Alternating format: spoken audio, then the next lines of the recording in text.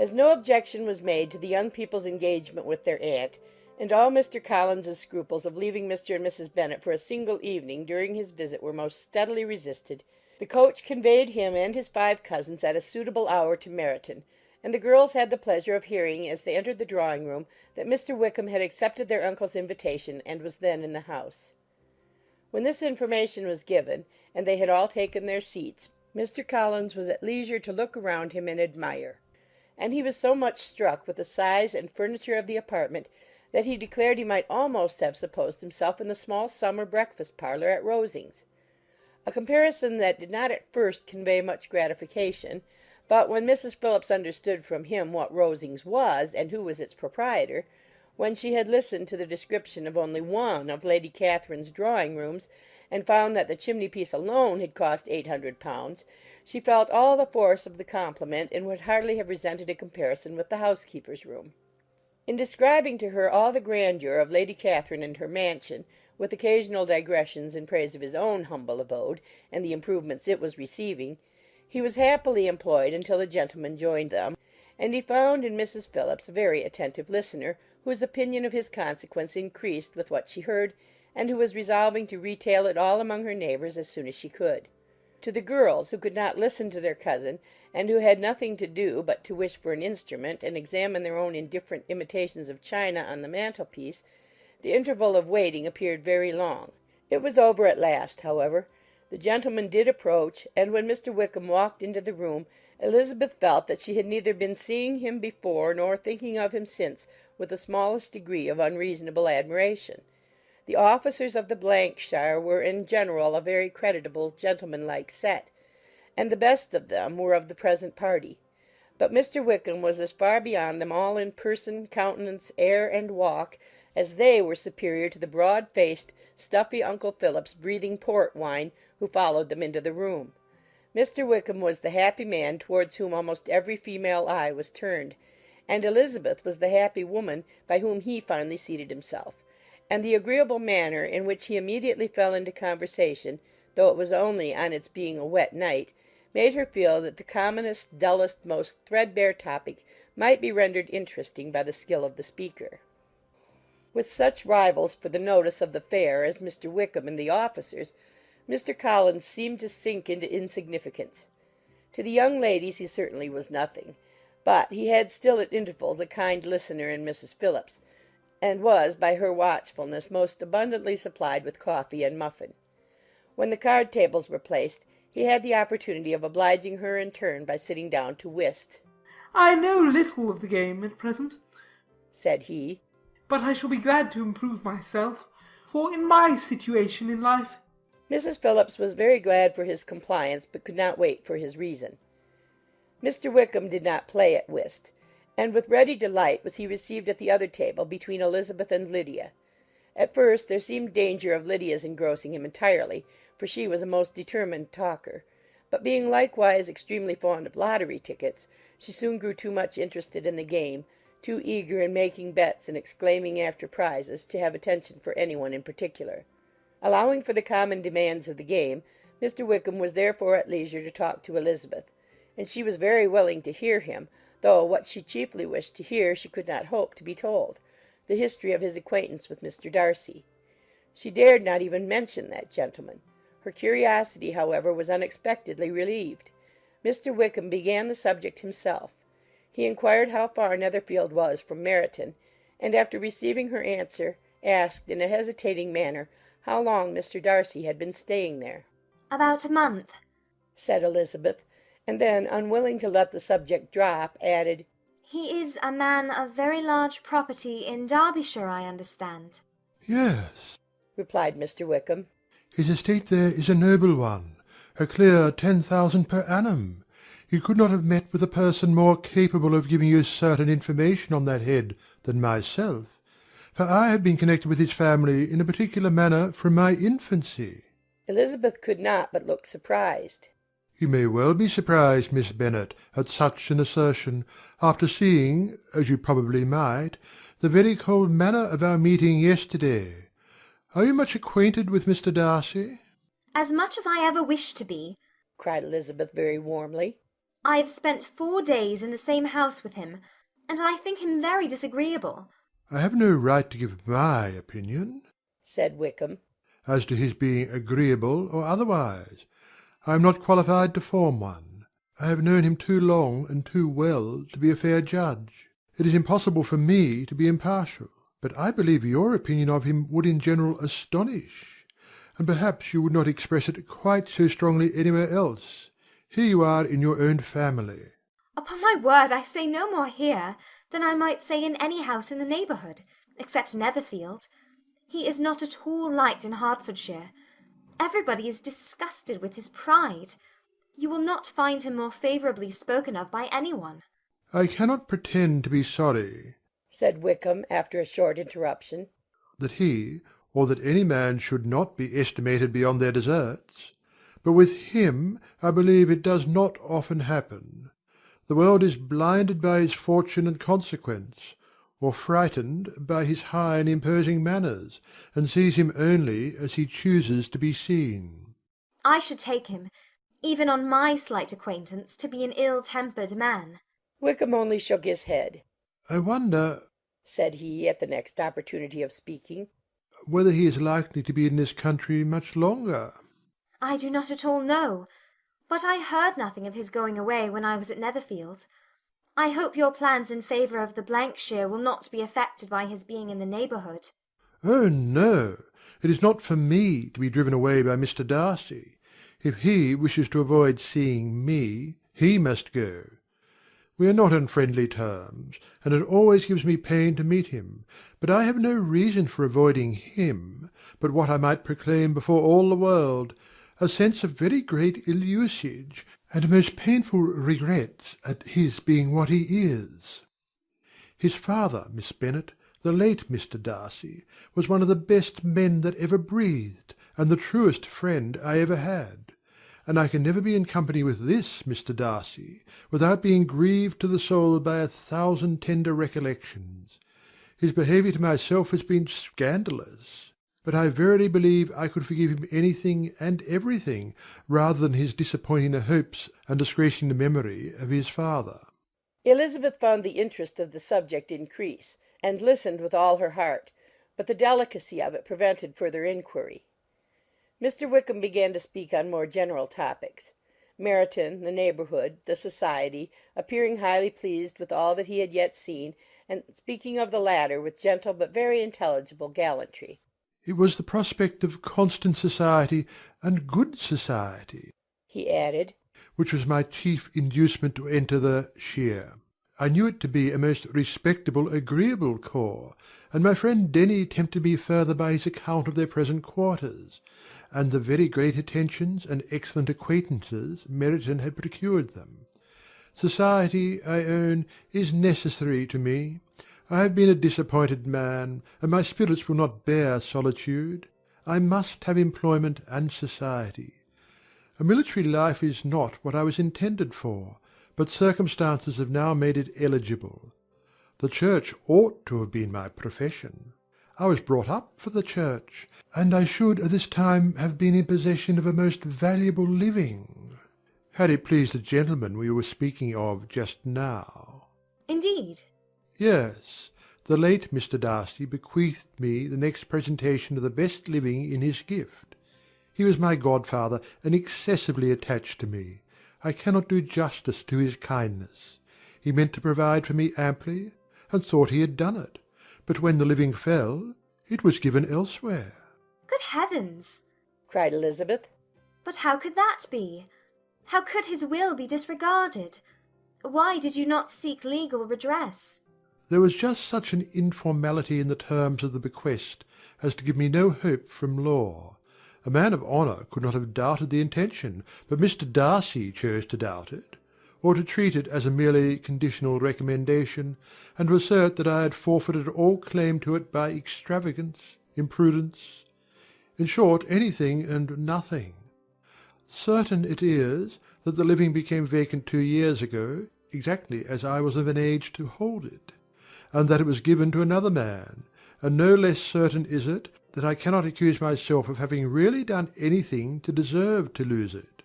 I have a warm unguarded temper, and I may have spoken my opinion of him, and to him, too freely. I can recall nothing worse. But the fact is that we are very different sort of men, and that he hates me. This is quite shocking. He deserves to be publicly disgraced. Some time or other he will be, but it shall not be by me. Till I can forget his father, I can never defy or expose him. Elizabeth honoured him for such feelings, and thought him handsomer than ever as he expressed them. But what, said she after a pause, can have been his motive? What can have induced him to behave so cruelly? A thorough, determined dislike of me, a dislike which I cannot but attribute in some measure to jealousy. Had the late Mr. Darcy liked me less, his son might have borne with me better, but his father's uncommon attachment to me irritated him, I believe, very early in life. He had not a temper to bear the sort of competition in which we stood, the sort of preference which was often given me. I had not thought Mr. Darcy so bad as this. Though I have never liked him, I had not thought so very ill of him. I had supposed him to be despising his fellow creatures in general, but did not suspect him of descending to such malicious revenge, such injustice, such inhumanity as this. After a few minutes' reflection, however, she continued, I do remember his boasting one day at Netherfield of the implacability of his resentments, of his having an unforgiving temper. His disposition must be dreadful. I will not trust myself on the subject, replied Wickham. I can hardly be just to him. Elizabeth was again deep in thought, and after a time exclaimed, To treat in such a manner the godson, the friend, the favourite of his father. She could have added, A young man, too, like you, whose very countenance may vouch for your being amiable. But she contented herself with, And one, too, who had probably been his companion from childhood, connected together, as I think you said, in the closest manner. We were born in the same parish, within the same park. The greatest part of our youth was passed together, inmates of the same house, sharing the same amusements, objects of the same parental care. My father began life in the profession which your uncle, Mr. Phillips, appears to do so much credit to, but he gave up everything to be of use to the late Mr. Darcy, and devoted all his time to the care of the Pemberley property. He was most highly esteemed by Mr. Darcy, a most intimate confidential friend. Mr. Darcy often acknowledged himself to be under the greatest obligations to my father's active superintendence; and when, immediately before my father's death, Mr. Darcy gave him a voluntary promise of providing for me, I am convinced that he felt it to be as much a debt of gratitude to him as of his affection to myself. How strange! cried Elizabeth. How abominable! I wonder that the very pride of this Mr. Darcy has not made him just to you, if from no better motive, that he should not have been too proud to be dishonest, for dishonesty I must call it. It is wonderful, replied Wickham, for almost all his actions may be traced to pride, and pride has often been his best friend. It has connected him nearer with virtue than with any other feeling. But we are none of us consistent, and in his behaviour to me there were stronger impulses even than pride. Can such abominable pride as his have ever done him good? Yes. It has often led him to be liberal and generous, to give his money freely, to display hospitality, to assist his tenants, and to relieve the poor. Family pride and filial pride, for he is very proud of what his father was, have done this. Not to appear to disgrace his family, to degenerate from the popular qualities, or lose the influence of the Pemberley house, is a powerful motive. He has also brotherly pride, which, with some brotherly affection, makes him a very kind and careful guardian of his sister, and you will hear him generally cried up as the most attentive and best of brothers. What sort of girl is Miss Darcy? He shook his head. I wish I could call her amiable. It gives me pain to speak ill of a Darcy, but she is too much like her brother, very, very proud. As a child she was affectionate and pleasing, and extremely fond of me, and I have devoted hours and hours to her amusement. But she is nothing to me now. She is a handsome girl, about 15 or 16, and, I understand, highly accomplished. Since her father's death her home has been London, where a lady lives with her and superintends her education. After many pauses and many trials of other subjects, Elizabeth could not help reverting once more to the first, and saying, I am astonished at his intimacy with Mr. Bingley. How can Mr. Bingley, who seems good humour itself, and is, I really believe, truly amiable, be in friendship with such a man? How can they suit each other? Do you know Mr. Bingley? Not at all. He is a sweet-tempered, amiable, charming man. He cannot know what Mr. Darcy is. Probably not. But Mr. Darcy can please where he chooses. He does not want abilities. He can be a conversable companion if he thinks it worth his while. Among those who are at all his equals in consequence, he is a very different man from what he is to the less prosperous. His pride never deserts him, but with the rich he is liberal-minded, just, sincere, rational, honourable, and perhaps agreeable, allowing something for fortune and figure. The whist party soon afterwards breaking up, the players gathered round the other table, and Mr. Collins took his station between his cousin Elizabeth and Mrs. Phillips. The usual inquiries as to his success was made by the latter. It had not been very great. He had lost every point. But when Mrs. Phillips began to express her concern thereupon, he assured her with much earnest gravity that it was not of the least importance, that he considered the money as a mere trifle, and begged that she would not make herself uneasy. I know very well, madam, Said he, that when persons sit down to a card table they must take their chances of these things, and happily I am not in such circumstances as to make 5 shillings any object. There are undoubtedly many who could not say the same.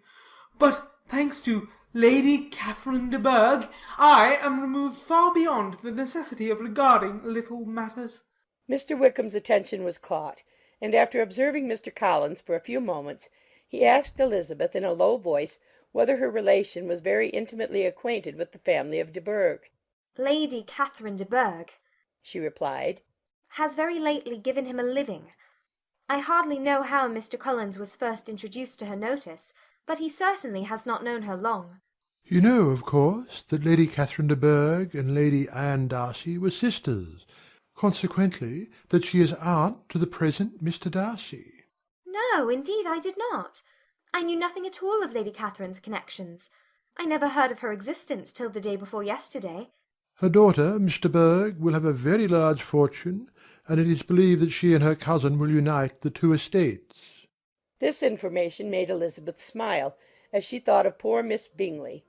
Vain indeed must be all her attentions, vain and useless her affection for his sister and her praise of himself, if he were already self-destined for another.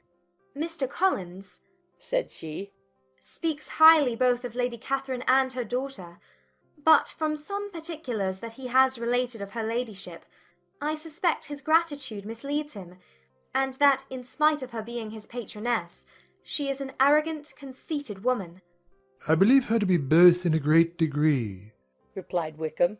I have not seen her for many years, but I very well remember that I never liked her, and that her manners were dictatorial and insolent. She has a reputation of being remarkably sensible and clever, but I rather believe she derives part of her abilities from her rank and fortune, part from her authoritative manner, and the rest from the pride for her nephew, who chooses that everyone connected with him should have an understanding of the first class. Elizabeth allowed that he had given a very rational account of it, and they continued talking together with mutual satisfaction till supper put an end to cards, and gave the rest of the ladies their share of Mr. Wickham's attentions. There could be no conversation in the noise of Mrs. Phillips's supper party, but his manners recommended him to everybody. Whatever he said was said well, and whatever he did done gracefully. Elizabeth went away with her head full of him. She could think of nothing but of Mr. Wickham, and of what he had told her all the way home. But there was not time for her even to mention his name as they went, for neither Lydia nor Mr. Collins were once silent. Lydia talked incessantly of lottery tickets, of the fish she had lost and the fish she had won, and Mr. Collins, in describing the civility of Mr. and Mrs. Phillips, protesting that he did not in the least regard his losses at whist, enumerating all the dishes at supper, and repeatedly fearing that he crowded his cousins, had more to say than he could well manage before the carriage stopped at Longbourn House.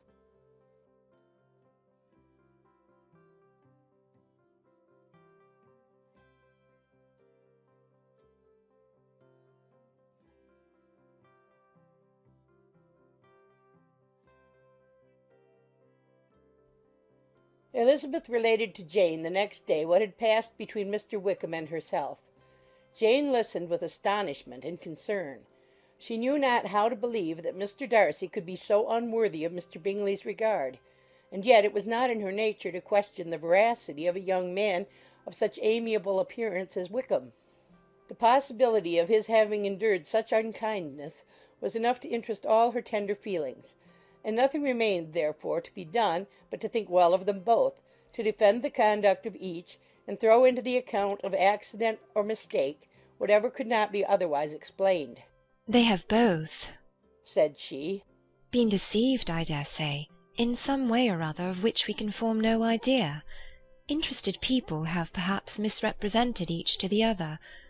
It is, in short, impossible for us to conjecture the causes or circumstances which may have alienated them, without actual blame on either side." Very true indeed. And now, my dear Jane, what have you got to say on behalf of the interested people who have probably been concerned in the business? Do clear them too, or we shall be obliged to think ill of somebody. "Laugh as much as you choose, but you will not laugh me out of my opinion. My dearest Lizzie, do but consider in what a disgraceful light it places Mr. Darcy to be treating his father's favourite in such a manner, one whom his father had promised to provide for. It is impossible. No man of common humanity, no man who had any value for his character could be capable of it. Can his most intimate friends be so excessively deceived in him? Oh, no." I can much more easily believe Mr. Bingley's being imposed on than that Mr. Wickham should invent such a history of himself as he gave me last night. Names, facts, everything mentioned without ceremony. If it be not so, let Mr. Darcy contradict it. Besides, there was truth in his looks. "It is difficult indeed. It is distressing. One does not know what to think." I beg your pardon. One knows exactly what to think. But Jane could think with certainty on only one point, that Mr. Bingley, if he had been imposed on, would have much to suffer when the affair became public. The two young ladies were summoned from the shrubbery, where this conversation passed, by the arrival of the very persons of whom they had been speaking.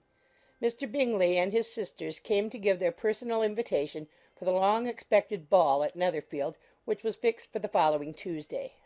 The two ladies were delighted to see their dear friend again, called it an age since they had met, and repeatedly asked what she had been doing with herself since their separation.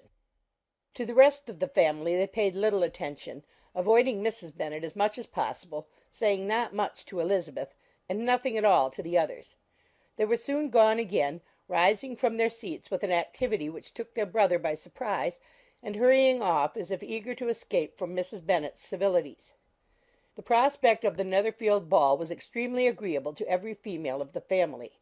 Mrs. Bennet chose to consider it as given in compliment to her eldest daughter, and was particularly flattered by receiving the invitation from Mr. Bingley himself instead of a ceremonious card. Jane pictured to herself a happy evening in the society of her two friends, and the attentions of her brother; and Elizabeth thought with pleasure of dancing a great deal with Mr. Wickham, and of seeing a confirmation of everything in Mr. Darcy's look and behaviour.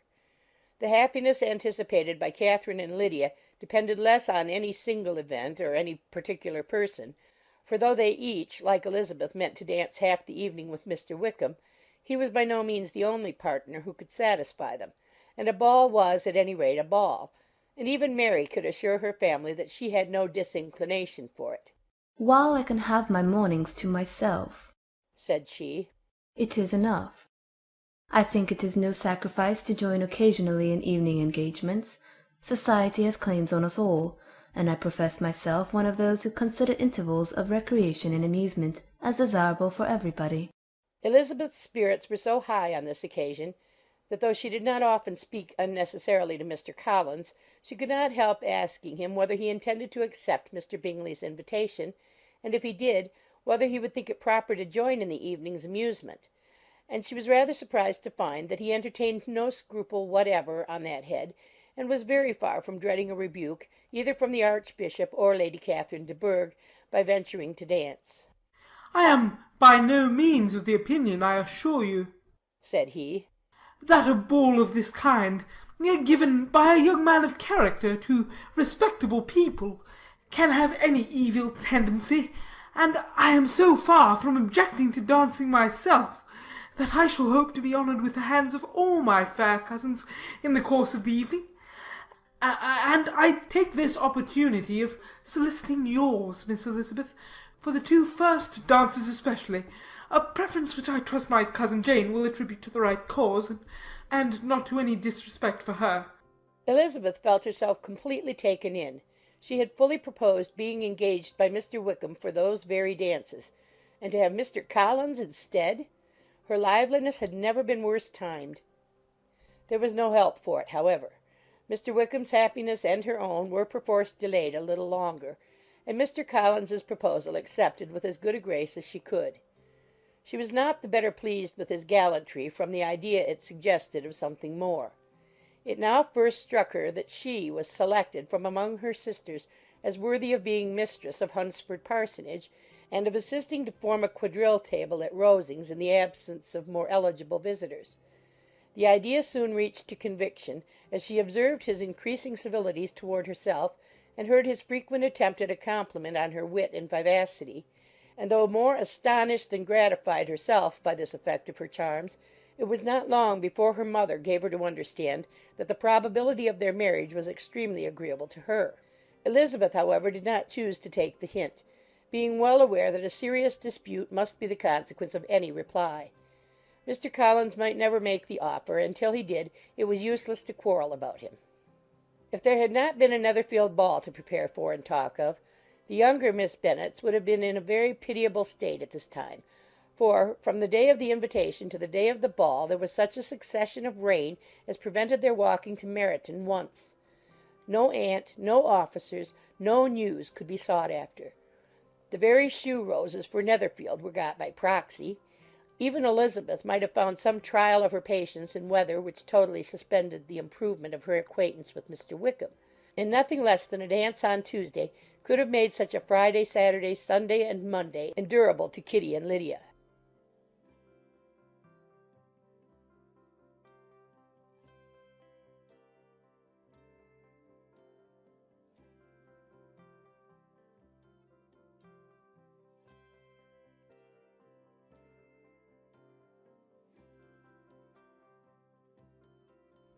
Till Elizabeth entered the drawing-room at Netherfield, and looked in vain for Mr. Wickham among the cluster of red coats there assembled, a doubt of his being present had never occurred to her. The certainty of meeting him had not been checked by any of those recollections that might not unreasonably have alarmed her. She had dressed with more than usual care, and prepared in the highest spirits for the conquest of all that remained unsubdued of his heart, trusting that it was not more than might be won in the course of the evening. But in an instant arose the dreadful suspicion of his being purposely omitted for Mr. Darcy's pleasure in the Bingleys' invitation to the officers. And though this was not exactly the case, the absolute fact of his absence was pronounced by his friend Denny, to whom Lydia eagerly applied, and who told them that Wickham had been obliged to go to town on business the day before, and was not yet returned, adding, with a significant smile, "I do not imagine his business would have called him away just now, if he had not wanted to avoid a certain gentleman here." This part of his intelligence, though unheard by Lydia, was caught by Elizabeth, and as it assured her that Darcy was not less answerable for Wickham's absence than if her first surmise had been just, every feeling of displeasure against the former was so sharpened by immediate disappointment, that she could hardly reply with tolerable civility to the polite inquiries which he directly afterwards approached to make. Attendance, forbearance, patience with Darcy was injury to Wickham. She was resolved against any sort of conversation with him, and turned away with a degree of ill humour which she could not wholly surmount even in speaking to Mr. Bingley, whose blind partiality provoked her.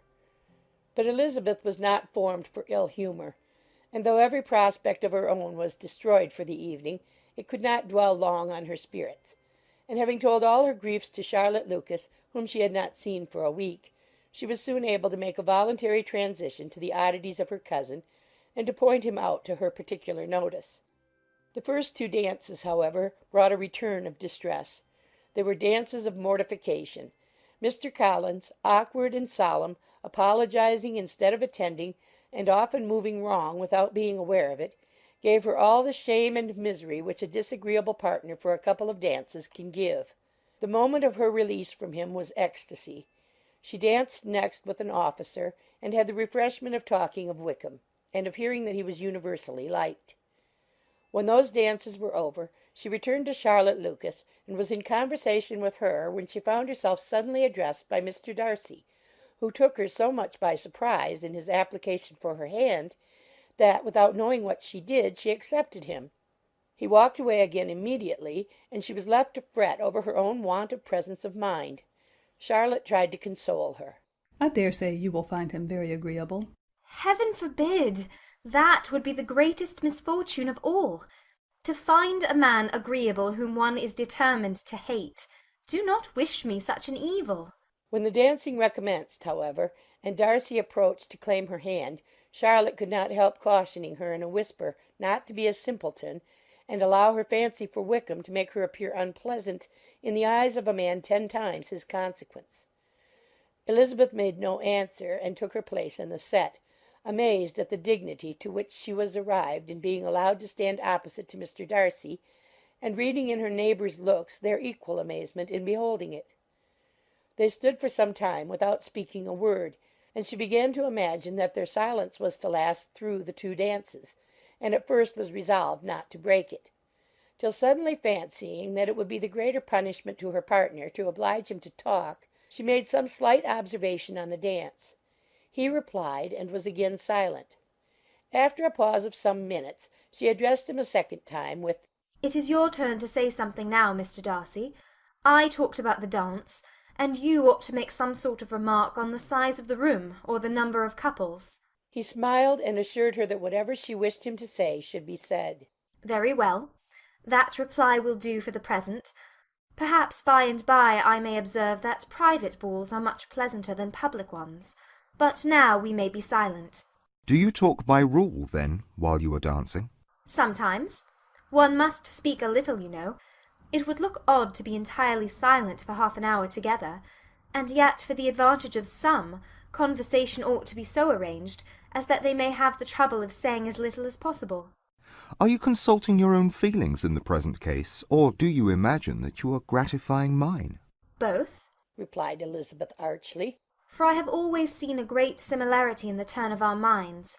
We are each of an unsocial, taciturn disposition, unwilling to speak, unless we expect to say something that will amaze the whole room, and be handed down to posterity with all the éclat of a proverb. This is no very striking resemblance of your own character, I am sure, said he. How near it may be to mine, I cannot pretend to say. You think it a faithful portrait, undoubtedly. I must not decide on my own performance. He made no answer, and they were again silent till they had gone down the dance, when he asked her if she and her sisters did not very often walk to Meryton. She answered in the affirmative, and, unable to resist the temptation, added, When you met us there the other day, we had just been forming a new acquaintance. The effect was immediate. A deeper shade of hauteur overspread his features, but he said not a word, and Elizabeth, though blaming herself for her own weakness, could not go on. At length Darcy spoke, and in a constrained manner said, Mr. Wickham is blessed with such happy manners as may ensure his making friends.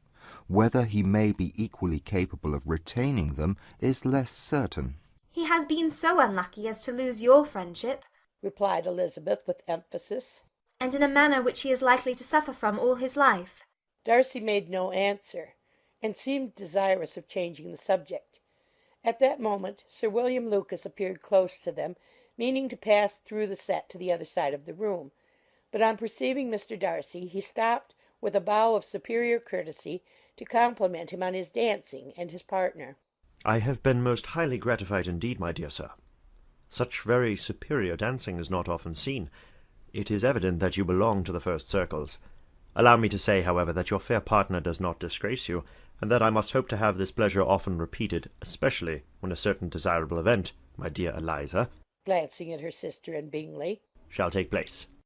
What congratulations will then flow in! I appeal to Mr. Darcy.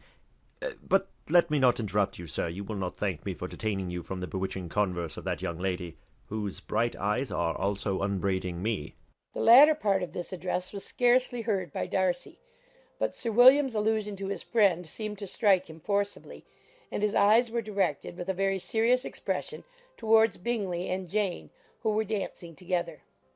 Recovering himself, however, shortly, he turned to his partner and said, "Sir William's interruption has made me forget what we were talking of." I do not think we were speaking at all. Sir William could not have interrupted two people in the room who had less to say for themselves. We have tried 2 or 3 subjects already without success, and what we are to talk of next I cannot imagine. "What think you of books?" said he, smiling. Books? Oh, no. I am sure we never read the same, or not with the same feelings. "I am sorry you think so. But if that be the case, there can at least be no want of subject. We may compare our different opinions." No, I cannot talk of books in a ballroom.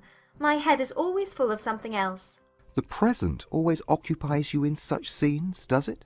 said he, with a look of doubt.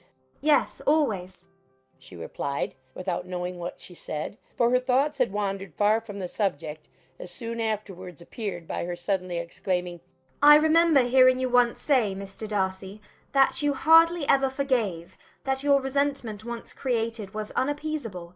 You are very cautious, I suppose, as to its being created. "I am," said he, with a firm voice. And never allow yourself to be blinded by prejudice. "I hope not." It is particularly incumbent on those who never change their opinion to be secure of judging properly at first. "May I ask to what these questions tend?" Merely to the illustration of your character, said she, endeavouring to shake off her gravity. I am trying to make it out. "And what is your success?" She shook her head. I do not get on at all. I hear such different accounts of you as puzzle me exceedingly. "I can readily believe," answered he, gravely, "that reports may vary greatly with respect to me, and I could wish, Miss Bennet, that you were not to sketch my character at the present moment, as there is reason to fear that the performance would reflect no credit on either." But if I do not take your likeness now, I may never have another opportunity. "I would by no means suspend any pleasure of yours," he coldly replied. She said no more, and they went down the other dance and parted in silence, and on each side dissatisfied, though not to an equal degree, for in Darcy's breast there was a tolerable, powerful feeling towards her, which soon procured her pardon, and directed all his anger against another. They had not long separated, when Miss Bingley came towards her, and with an expression of civil disdain accosted her. "So, Miss Eliza, I hear you're quite delighted with George Wickham. Your sister has been talking to me about him, and asking me 1,000 questions, and I find that the young man quite forgot to tell you, among his other communication, that he was the son of old Wickham, the late Mr. Darcy's steward. Let me recommend you, however, as a friend, not to give implicit confidence to all his assertions, for as to Mr. Darcy's using him ill, it is perfectly false. For, on the contrary, he has always been remarkably kind to him, though George Wickham has treated Mr. Darcy in a most infamous manner. I do not know the particulars, but I know very well that Mr. Darcy is not in the least to blame, that he cannot bear to hear George Wickham mentioned, and that though my brother thought that he could not well avoid including him in his invitation to the officers, he was excessively glad to find that he had taken himself out of the way. His coming into the country at all is a most insolent thing indeed, and I wonder how he could presume to do it. I pity you, Miss Eliza, for this discovery of your favourite's guilt, but really, considering his descent, one could not expect much better." His guilt and his descent appear by your account to be the same, said Elizabeth angrily. For I've heard you accuse him of nothing worse than of being the son of Mr. Darcy's steward, and of that I can assure you he informed me himself. "I beg your pardon," replied Miss Bingley, turning away with a sneer. "Excuse my interference. It was kindly meant." Insolent girl, said Elizabeth to herself. You are much mistaken if you expect to influence me by such a paltry attack as this. I see nothing in it but your own wilful ignorance and the malice of Mr. Darcy. She then sought her eldest sister, who has undertaken to make inquiries on the same subject of Bingley. Jane met her with a smile of such sweet complacency, a glow of such happy expression, as sufficiently marked how well she was satisfied with the occurrences of the evening. Elizabeth instantly read her feelings, and at that moment solicitude for Wickham, resentment against his enemies, and everything else, gave way before the hope of Jane's being in the fairest way for happiness. I want to know, said she, with a countenance no less smiling than her sister's, what you have learnt about Mr. Wickham. But perhaps you have been too pleasantly engaged to think of any third person, in which case you may be sure of my pardon. No, replied Jane. I have not forgotten him, but I have nothing satisfactory to tell you. Mr. Bingley does not know the whole of his history, and is quite ignorant of the circumstances which have principally offended Mr. Darcy. But he will vouch for the good conduct, the probity and honour of his friend, and is perfectly convinced that Mr. Wickham has deserved much less attention from Mr. Darcy than he has received, and I am sorry to say by his account as well as his sister's, Mr. Wickham is by no means a respectable young man. I am afraid he has been very imprudent, and has deserved to lose Mr. Darcy's regard. Mr. Bingley does not know Mr. Wickham himself? No, he never saw him till the other morning at Meryton. This account, then, is what he has received from Mr. Darcy. I am satisfied. But what does he say of the living? He does not exactly recollect the circumstances, though he has heard them from Mr. Darcy more than once, but he believes that it was left to him conditionally only. I have not a doubt of Mr. Bingley's sincerity, said Elizabeth warmly, but you must excuse my not being convinced by assurances only. Mr. Bingley's defence of his friend was a very able one, I dare say, but since he is unacquainted with several parts of the story, and has learnt the rest from that friend himself, I shall venture to still think of both gentlemen as I did before. She then changed the discourse to one more gratifying to each, and on which there could be no difference of sentiment. Elizabeth listened with delight to the happy though modest hopes which Jane entertained of Mr. Bingley's regard, and said all in her power to heighten her confidence in it. On their being joined by Mr. Bingley himself, Elizabeth withdrew to Miss Lucas, to whose inquiry after the pleasantness of her last partner she had scarcely replied, before Mr. Collins came up to them, and told her with great exultation that he had just been so fortunate as to make a most important discovery. I have found out, said he, by a singular accident, that there is now in the room a near relation of my patroness. I happened to overhear the gentleman himself mentioning to the young lady who does the honours of the house the names of his cousin Mr. Berg and of her mother Lady Catherine. How wonderfully these sort of things occur! Who would have thought of my meeting with perhaps a nephew of Lady Catherine de Bourgh in this assembly? I am most thankful that the discovery is made in time for me to pay my respects to him, which I am now going to do, and trust he will excuse my not having done it before. My total ignorance of the connection must plead my apology. You are not going to introduce yourself to Mr. Darcy? Indeed I am. I shall entreat his pardon for not having done it earlier. I believe him to be Lady Catherine's nephew. It will be in my power to assure him that her ladyship was quite well yesterday sevennight. Elizabeth tried hard to dissuade him from such a scheme, assuring him that Mr. Darcy would consider his addressing him without introduction as an impertinent freedom rather than a compliment to his aunt, that it was not in the least necessary there should be any notice on either side, and that if it were, it must belong to Mr. Darcy, the superior in consequence, to begin the acquaintance. Mr. Collins listened to her with a determined air of following his own inclination, and when she ceased speaking, replied thus: My dear Miss Elizabeth, I have the highest opinion in the world in your excellent judgment in all matters within the scope of your understanding. But permit me to say that there must be a wide difference between the established forms of ceremony amongst the laity and those which regulate the clergy. For give me leave to observe that I consider the clerical office as equal in point of dignity with the highest rank in the kingdom, provided that a proper humility of behaviour is at the same time maintained. You must, therefore, allow me to follow the dictates of my conscience on this occasion, which leads me to perform what I look on as a point of duty. Pardon me for neglecting to profit by your advice, which on every other subject shall be my constant guide, though in the case before us I consider myself more fitted by education and habitual study to decide on what is right than a young lady like yourself." And with a low bow he left her to attack Mr. Darcy, whose reception of his advances she eagerly watched, and whose astonishment at being so addressed was very evident. Her cousin prefaced his speech with a solemn bow, and though she could not hear a word of it, she felt as if hearing it all, and saw in the motion of his lips the words "Apology, Hunsford, and Lady Catherine de Bourgh." It vexed her to see him expose himself to such a man. Mr. Darcy was eyeing him with unrestrained wonder, and when at last Mr. Collins allowed him time to speak, replied with an air of distant civility. Mr. Collins, however, was not discouraged from speaking again, and Mr. Darcy's contempt seemed abundantly increasing with the length of his second speech, and at the end of it he only made him a slight bow and moved another way. Mr. Collins then returned to Elizabeth.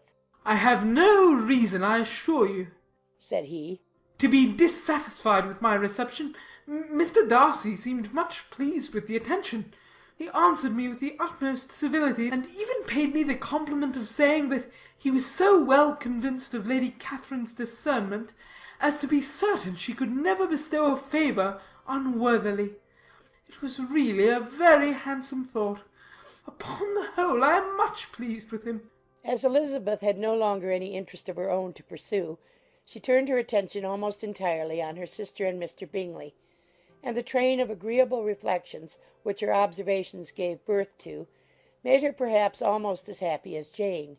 She saw her in idea settled in that very house, in all the felicity which a marriage of true affection could bestow, and she felt capable under such circumstances of endeavouring even to like Bingley's two sisters.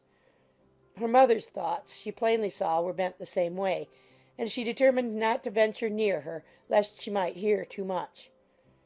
When they sat down to supper, therefore, she considered it a most unlucky perverseness which placed them within one of each other, and deeply was she vexed to find that her mother was talking to that one person, Lady Lucas, freely, openly, and of nothing else but her expectation that Jane would soon be married to Mr. Bingley.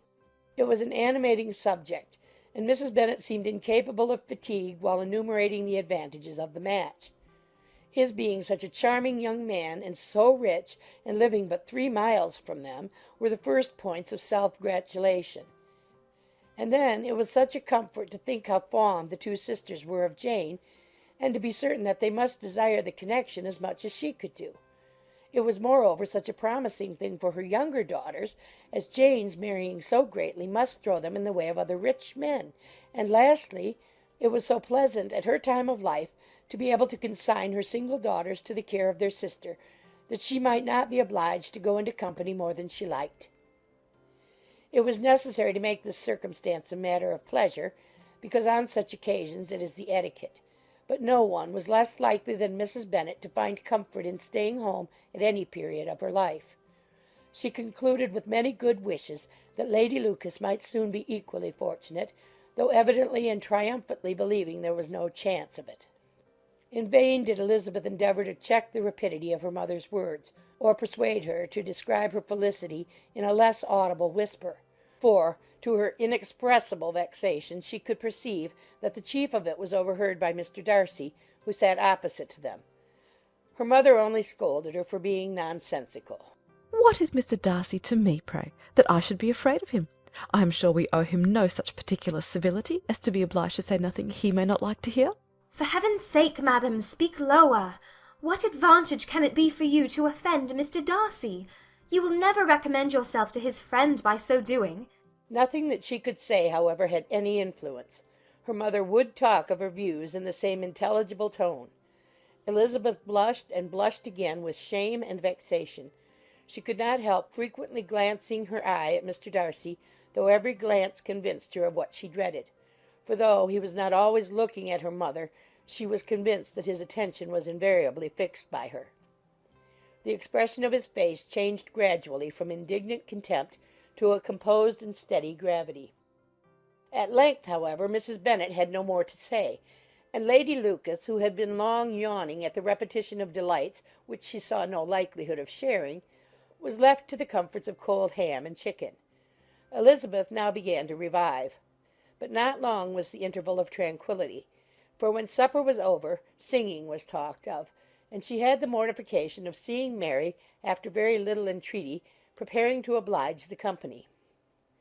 By many significant looks and silent entreaties did she endeavour to prevent such a proof of complaisance, but in vain. Mary would not understand them. Such an opportunity of exhibiting was delightful to her, and she began her song. Elizabeth's eyes were fixed on her with most painful sensations, and she watched her progress through the several stanzas with an impatience which was very ill rewarded at their close.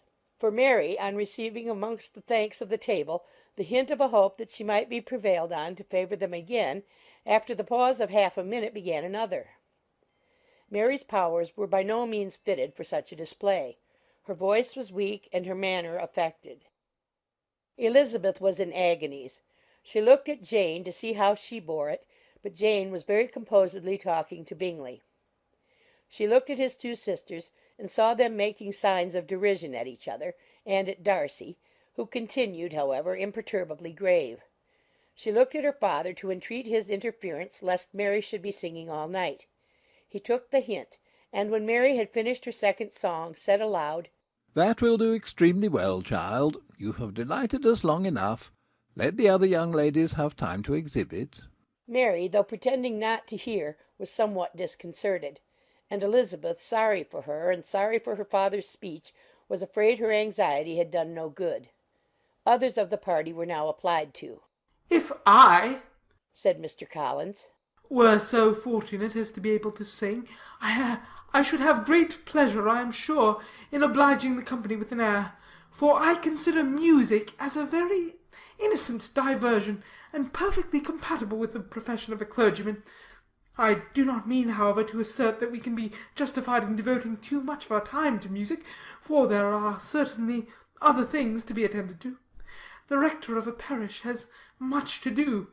In the first place, he must take such an agreement for tithes as may be beneficial to himself and not offensive to his patron. He must write his own sermons, and the time that remains will not be too much for his parish duties and the care and improvement of his dwelling, which he cannot be excused from making as comfortable as possible. And I do not think it of light importance that he should have attentive and conciliatory manner towards everybody, especially towards those to whom he owes his preferment. I cannot acquit him of that duty, nor could I think well of the man who should omit an occasion of testifying his respect towards anybody connected with the family." And with a bow to Mr. Darcy he concluded his speech, which had been spoken so loud as to be heard by half the room. Many stared, many smiled, but no one looked more amused than Mr. Bennet himself, while his wife seriously commended Mr. Collins for having spoken so sensibly, and observed in a half whisper to Lady Lucas that he was a remarkably clever, good kind of young man. To Elizabeth it appeared that had her family made an agreement to expose themselves as much as they could during the evening, it would have been impossible for them to play their parts with more spirit or finer success. And happy did she think it for Bingley and her sister that some of the exhibition had escaped his notice, and that his feelings were not of a sort to be much distressed by the folly which he must have witnessed. That his two sisters and Mr. Darcy, however, should have such an opportunity of ridiculing her relations was bad enough, and she could not determine whether the silent contempt of the gentlemen or the insolent smiles of the ladies were more intolerable. The rest of the evening brought her little amusement. She was teased by Mr. Collins, who continued most perseveringly by her side, and though he could not prevail on her to dance with him again, put it out of her power to dance with others.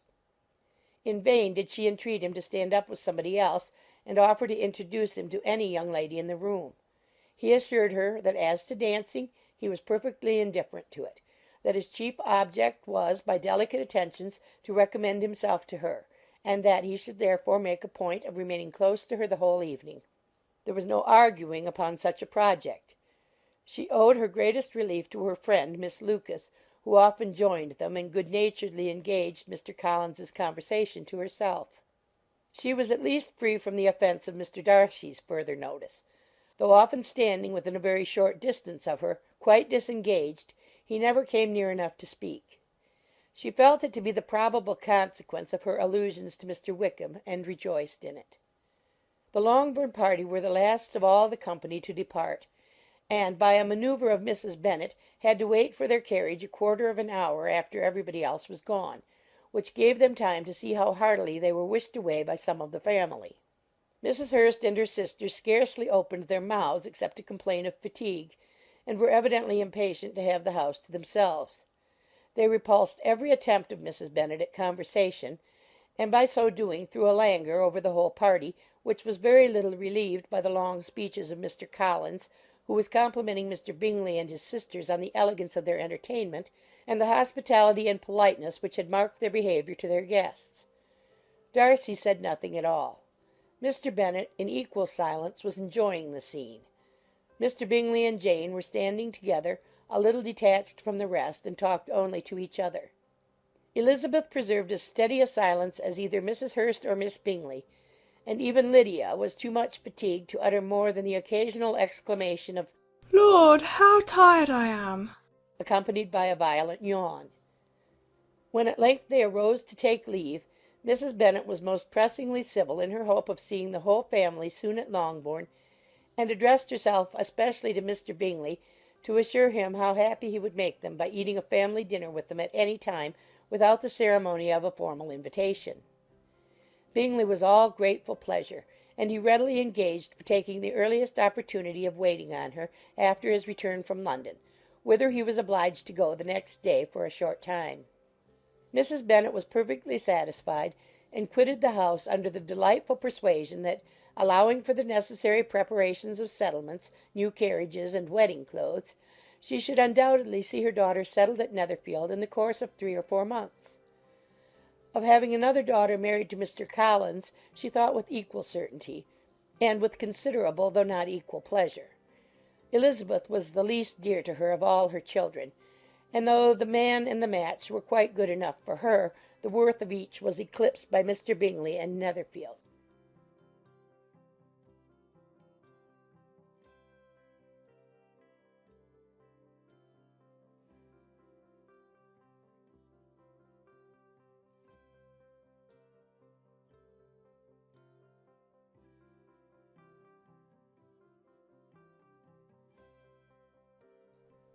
The next day opened a new scene at Longbourn.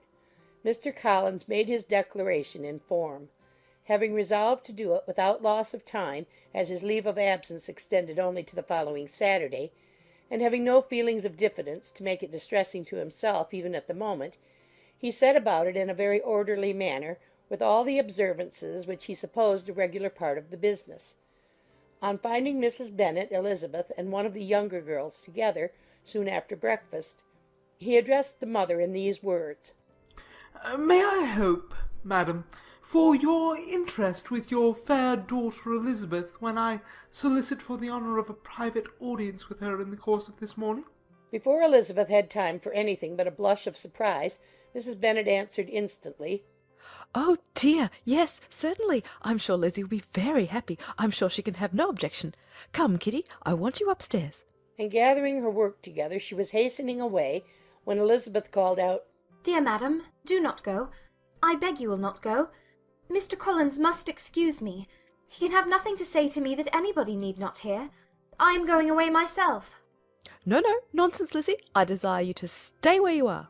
And upon Elizabeth seeming really, with vexed and embarrassed looks, about to escape, she added, "Lizzie, I insist upon your staying and hearing Mr. Collins."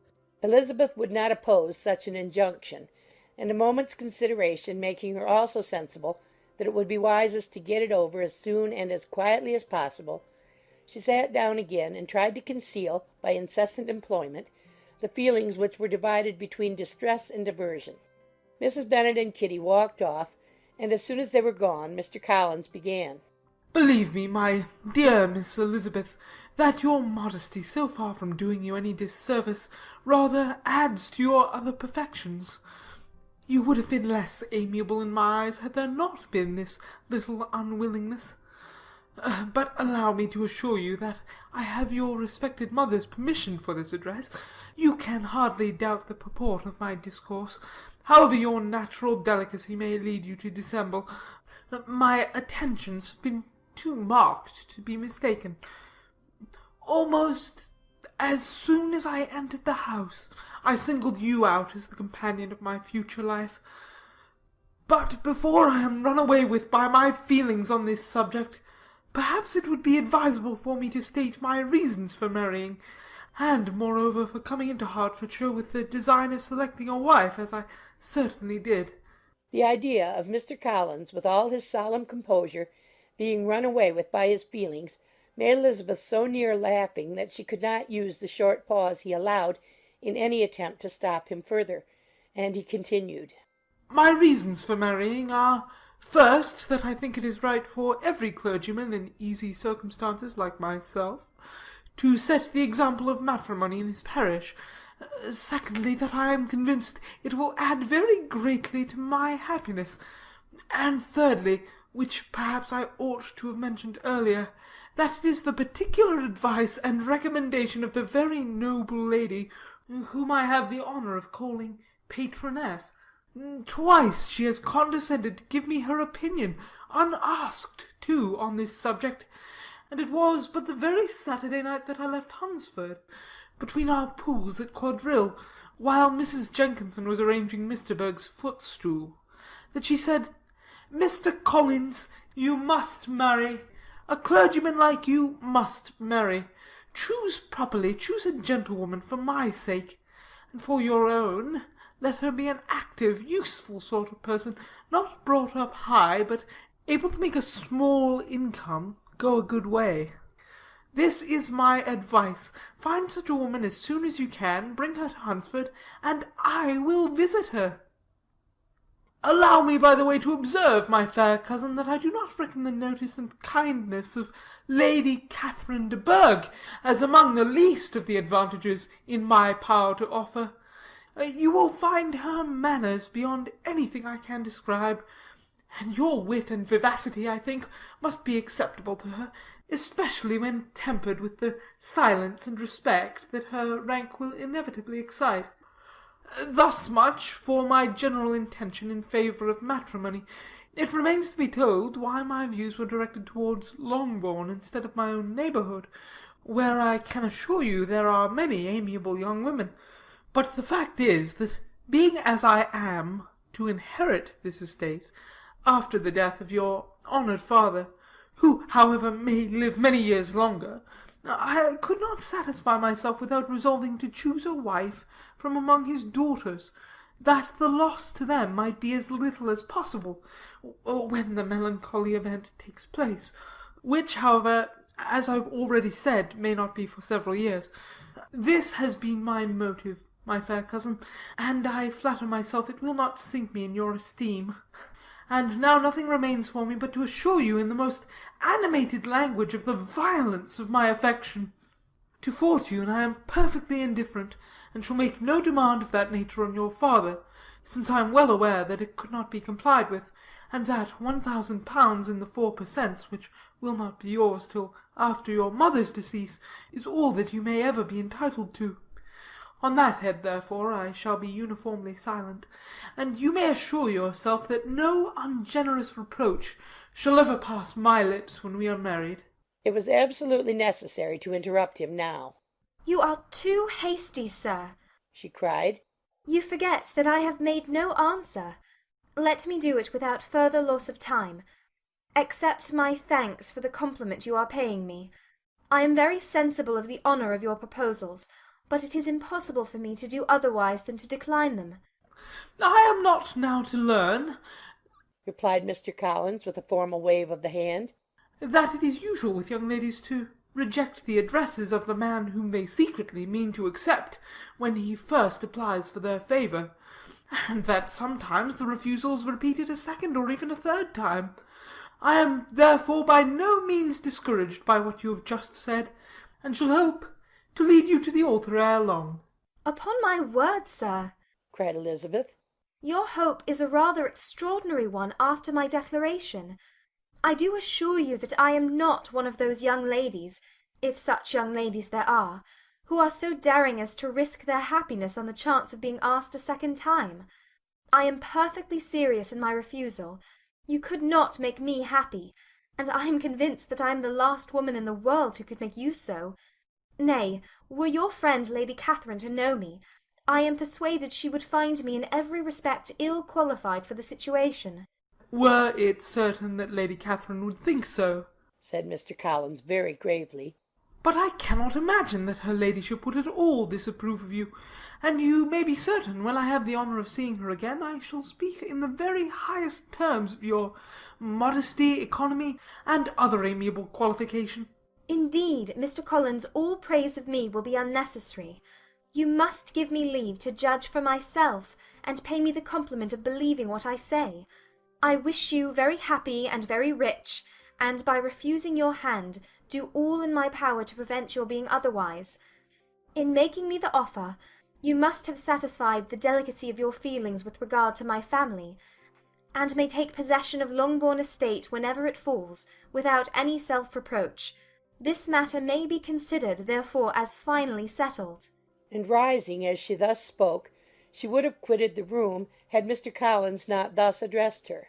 When I do myself the honour of speaking to you next on the subject, I shall hope to receive a more favourable answer than you have now given me, though I am far from accusing you of cruelty at present, because I know it to be the established custom of your sex to reject a man on the first application, and perhaps you have even now said as much to encourage my suit as would be consistent with the true delicacy of the female character. Really, Mr. Collins, cried Elizabeth with some warmth, you puzzle me exceedingly. If what I have hitherto said can appear to you in the form of encouragement, I know not how to express my refusal in such a way as to convince you of its being one. You must give me leave to flatter myself, my dear cousin, that your refusal of my addresses is merely words, of course. My reasons for believing it are briefly these. It does not appear to me that my hand is unworthy your acceptance, or that the establishment I can offer would be any other than highly desirable. My situation in life, my connections with the family of de Burgh, and my relationship to your own, are circumstances highly in my favour, and you should take it into further consideration that in spite of your manifold attractions, it is by no means certain that another offer of marriage may ever be made to you. Your portion is unhappily so small that it will in all likelihood undo the effects of your loveliness and amiable qualifications. As I must therefore conclude that you are not serious in your rejection of me, I shall choose to attribute it to your wish of increasing my love by suspense, according to the usual practice of elegant females. I do assure you, sir, that I have no pretensions whatever to that kind of elegance which consists in tormenting a respectable man. I would rather be paid the compliment of being believed sincere. I thank you again and again for the honour you have done me in your proposals, but to accept them is absolutely impossible. My feelings in every respect forbid it. Can I speak plainer? Do not consider me now as an elegant female intending to plague you, but as a rational creature, speaking the truth from her heart. You are uniformly charming, cried he, with an air of awkward gallantry, and I am persuaded that, when sanctioned by the express authority of both your excellent parents, my proposals will not fail of being acceptable. To such perseverance in wilful self-deception Elizabeth would make no reply, and immediately and in silence withdrew, determined, if he persisted in considering her repeated refusals as flattering encouragement, to apply to her father, whose negative might be uttered in such a manner as to be decisive, and whose behaviour at least could not be mistaken for the affectation and coquetry of an elegant female.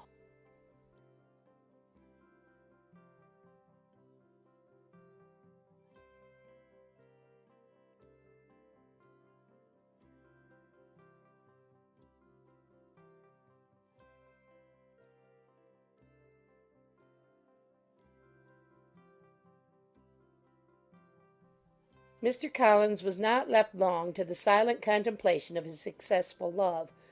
For Mrs. Bennet, having dawdled about in the vestibule to watch for the end of the conference, no sooner saw Elizabeth open the door and with quick step pass her towards the staircase, than she entered the breakfast-room and congratulated both him and herself in warm terms on the happy prospect of their nearer connection. Mr. Collins received and returned these felicitations with equal pleasure, and then proceeded to relate the particulars of their interview, with the result of which he trusted he had every reason to be satisfied, since the refusal which his cousin had steadfastly given him would naturally flow from her bashful modesty and the genuine delicacy of her character. This information, however, startled Mrs. Bennet. She would have been glad to be equally satisfied that her daughter had meant to encourage him by protesting against his proposals, but she dared not believe it, and could not help saying so. "But depend upon it, Mr. Collins," she added, "that Lizzie shall be brought to reason. I will speak to her about it directly. She is a very headstrong, foolish girl, and does not know her own interest, but I will make her know it." Pardon me for interrupting you, madam, cried Mr. Collins, but if she is really headstrong and foolish, I know not whether she would altogether be a very desirable wife to a man in my situation, who naturally looks for happiness in the marriage state. If therefore she actually persists in rejecting my suit, perhaps it were better not to force her into accepting me, because, if liable to such defects of temper, she could not contribute much to my felicity. "Sir, you quite misunderstand me," said Mrs. Bennet, alarmed. "Lizzie is only headstrong in matters such as these. In everything else she is as good-natured a girl as ever lived. I will go directly to Mr. Bennet, and we shall very soon settle it with her, I am sure."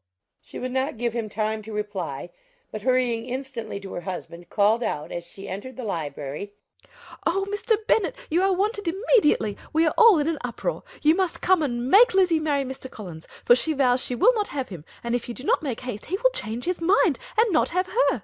Mr. Bennet raised his eyes from his book as she entered, and fixed them on her face with a calm unconcern which was not in the least altered by her communication. "I have not the pleasure of understanding you," said he, when she had finished her speech. "Of what are you talking?" "Of Mr. Collins and Lizzie. Lizzie declares she will not have Mr. Collins, and Mr. Collins begins to say that he will not have Lizzie." "And what am I to do on the occasion? It seems a hopeless business." "Speak to Lizzie about it yourself. Tell her that you insist upon her marrying him." "Let her be called down. She shall hear my opinion." Mrs. Bennet rang the bell, and Miss Elizabeth was summoned to the library. "Come here, child," cried her father as she appeared. "I have sent for you on an affair of importance. I understand that Mr. Collins has made you an offer of marriage. Is it true?" Elizabeth replied that it was. "Very well. And this offer of marriage you have refused?" "I have, sir." "Very well. We now come to the point. Your mother insists upon your accepting it. Is it not so, Mrs. Bennet?" "Yes, or I will never see her again." "An unhappy alternative is before you, Elizabeth. From this day you must be a stranger to one of your parents. Your mother will never see you again if you do not marry Mr. Collins, and I will never see you again if you do." Elizabeth could not but smile at such a conclusion of such a beginning, but Mrs. Bennet, who had persuaded herself that her husband regarded the affair as she wished, was excessively disappointed. "What do you mean, Mr. Bennet, in talking this way? You promised me to insist upon her marrying him." "My dear," replied her husband, "I have two small favours to request. First, that you will allow me the free use of my understanding on the present occasion, and secondly, of my room. I shall be glad to have the library to myself as soon as may be." Not yet, however, in spite of her disappointment in her husband, did Mrs. Bennet give up the point. She talked to Elizabeth again and again, coaxed and threatened her by turns. She endeavoured to secure Jane in her interest, but Jane, with all possible mildness, declined interfering, and Elizabeth, sometimes with real earnestness and sometimes with playful gaiety, replied to her attacks. Though her manner varied, however, her determination never did. Mr. Collins, meanwhile, was meditating in solitude on what had passed. He thought too well of himself to comprehend on what motives his cousin could refuse him, and though his pride was hurt, he suffered in no other way.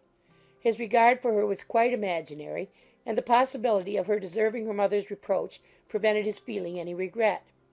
While the family were in this confusion, Charlotte Lucas came to spend the day with them. She was met in the vestibule by Lydia, who, flying to her, cried in a half whisper, "I am glad you are calm, for there is such fun here. What do you think has happened this morning? Mr. Collins has made an offer to Lizzie, and she will not have him." Charlotte hardly had time to answer before they were joined by Kitty, who came to tell the same news, and no sooner had they entered the breakfast-room, where Mrs. Bennet was alone, than she likewise began on the subject, calling on Miss Lucas for her compassion, and entreating her to persuade her friend Lizzie to comply with the wishes of all her family. "Pray do, my dear Miss Lucas," she added in a melancholy tone, "for nobody is on my side. Nobody takes part with me. I am cruelly used. Nobody feels for my poor nerves." Charlotte's reply was spared by the entrance of Jane and Elizabeth. "Aye, there she comes," continued Mrs. Bennet, "looking as unconcerned as may be, and caring no more for us than if we were at York, provided she can have her own way. But I tell you, Miss Lizzie, if you take it into your head to go on refusing every offer of marriage in this way, you will never get a husband at all, and I am sure I do not know who is to maintain you when your father is dead. I shall not be able to keep you, and so I warn you, I have done with you from this very day. I told you in the library, you know, that I should never speak to you again, and you will find me as good as my word. I have no pleasure in talking to undutiful children. Not that I have much pleasure indeed in talking to anybody. People who suffer as I do from nervous complaints can have no great inclination for talking. Nobody can tell what I suffer. But it is always so. Those who do not complain are never pitied." Her daughters listened in silence to this effusion, sensible that any attempt to reason with her or soothe her would only increase the irritation. She talked on, therefore, without interruption from any of them, till they were joined by Mr. Collins, who entered the room with an air more stately than usual, and on perceiving whom, she said to the girls, "Now I do insist upon it that you, all of you, hold your tongues, and let me and Mr. Collins have a little conversation together." Elizabeth passed quietly out of the room.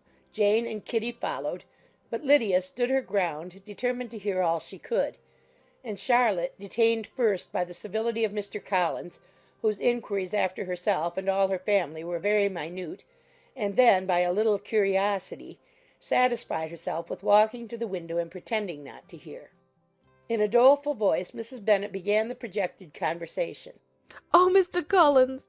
"My dear madam," replied he, "let us be for ever silent on this point. Far be it from me," he presently continued, in a voice that marked his displeasure, "to resent the behaviour of your daughter. Resignation to inevitable evils is the evil duty of us all, the peculiar duty of a young man who has been so fortunate as I have been in early preferment, and I trust I am resigned. Perhaps not the less so from my feeling a doubt of my positive happiness had my fair cousin honoured me with her hand, for I have often observed that resignation is never so perfect as when the blessing denied begins to lose somewhat of its value in our estimation. You will not, I hope, consider me as showing any disrespect to your family, my dear madam, by thus withdrawing my pretensions to your daughter's favour, without having paid yourself and Mr. Bennet the compliment of requesting you to interpose your authority in my behalf. My conduct may, I fear, be objectionable in having accepted my dismission from your daughter's lips instead of your own. But we are all liable to error. I have certainly meant well through the whole affair. My object has been to secure an amiable companion for myself, with due consideration for the advantage of all your family. And if my manner has been at all reprehensible, I here beg leave to apologize."